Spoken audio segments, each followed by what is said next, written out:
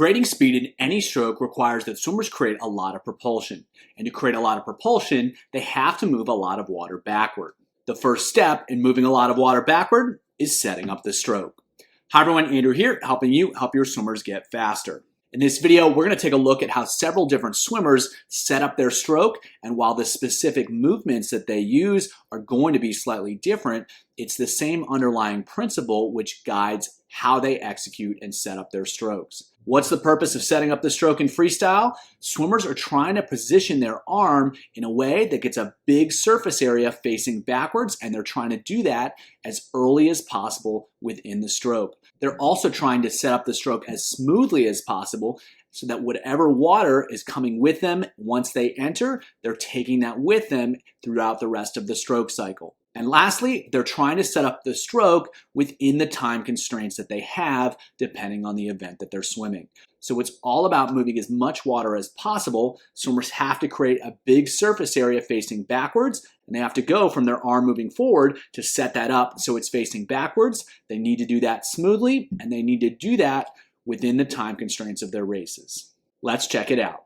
So if we watch this swimmer here, what he's going to do is he's going to get that arm facing backwards as much as he can, and he's going to get as much of it facing backwards as he can. And so if we watch, upon entry here, he's going to be smooth. He's going to smoothly transition to that position. And if you notice, you watch his elbow is not moving back until right there when he starts the pull once everything is facing backwards. So he's very patient here, and especially over longer distances, there's more time to set things up. He's taking a lot of time to set things up, but then he's getting into that position. He's not pulling until everything is facing backwards, and then he's letting it rip. So again, the key consideration is getting the hand down, keeping the elbow up, and so that's where the concept of a high elbow comes from. It's not so much that the elbow has to be high in the water, it's that it has to be high relative to the hand. That's what's most important.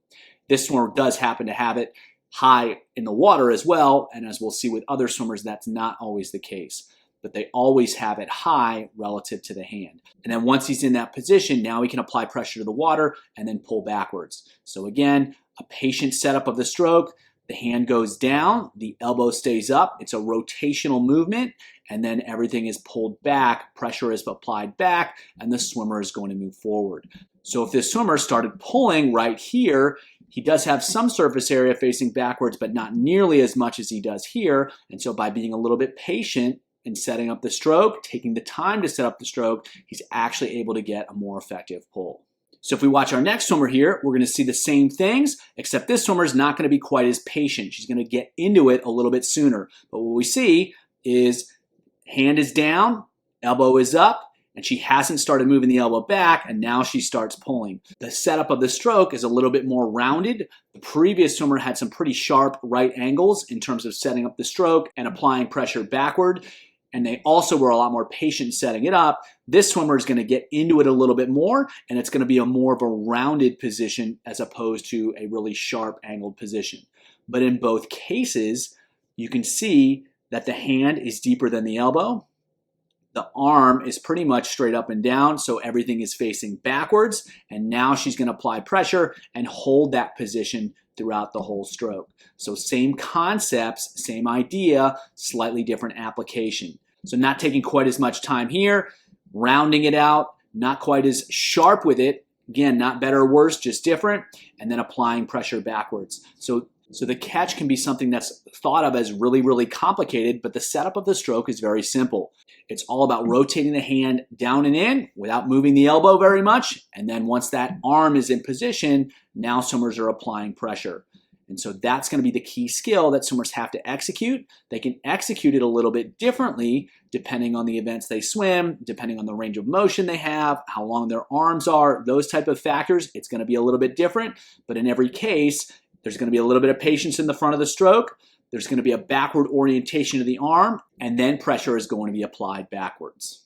Now, if we take a look at sprinters, the rules are the same. However, the application is going to be a little bit different because they have a lot less time in order to set up the stroke. We saw the previous two swimmers, they were really patient in setting up the stroke because they were swimming longer events. 1,500 meters in the first case, and then 800 meters in the second case. This swimmer is swimming at 50, and so they do not have the time to wait. And so what we'll see is we'll still see the setup of the stroke. We get backward orientation of the arm. However, it's going to be a lot less dramatic in terms of the angles. It's going to be much more rounded. They're not going to get quite as much of a backward orientation because they simply don't have the time to set that up.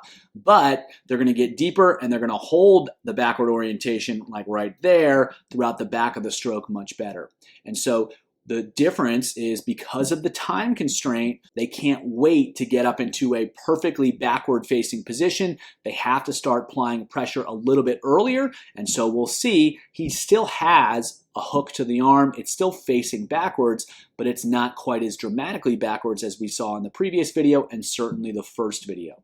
So same ideas, same concepts, but because of the demands of the event, there's less patience, and so there's not going to be as clean or as distinct of a setup of the stroke in terms of the position that's created. You can still see he goes from full extension here, the elbow pops up, the hand's moving down without the elbow moving back, but then he's starting to apply pressure before that hand gets all the way facing backwards. And so a little bit different context, but the same thing.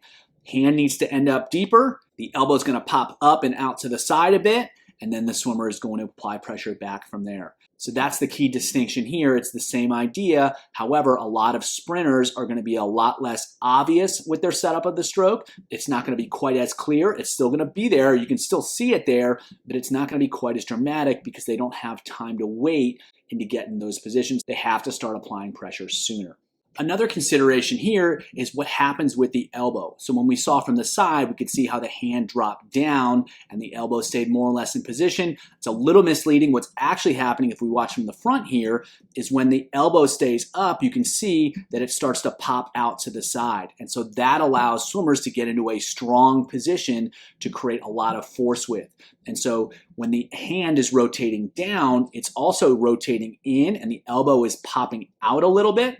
And so the setup of the stroke not only includes the hand going down, but as you can see here, the elbow is going to slide out a little bit, which facilitates that position as well. And so that is the other key component. The hand is dropping down, the elbow is popping out, and that allows swimmers to not only create a big surface area, but to be in a position where they can create a lot of propulsion by contracting the muscles of the chest and the back. So if we watch this one more time here, you can see the arm enters straight and then the elbow pops out to the side as the swimmer sets up the stroke right there, and then they start applying pressure backwards. So the hand is going down, the elbow is going out, and that rotational movement creates the backward surface area that we're looking for, and now the swimmer is in position where when they squeeze that elbow into the body, they can create a lot of propulsion with that movement.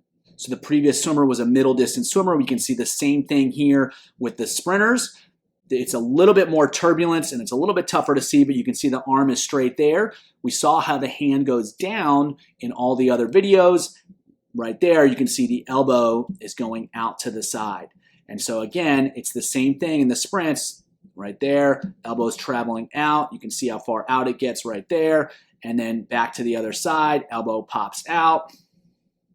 And again, elbow pops out. And so it's the same basic idea in all swimmers. Swimming freestyle effectively, it changes slightly in terms of what they actually do depending on the race distance.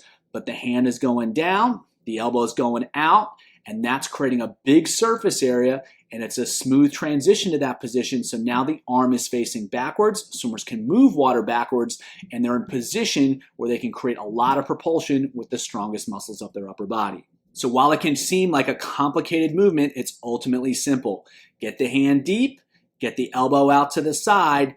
Once everything is facing backwards, start applying pressure, and that's how swimmers are going to maximize the amount of propulsion that they can create by setting up the stroke effectively. If you want to learn more about how to create a powerful freestyle pull, check out the video below.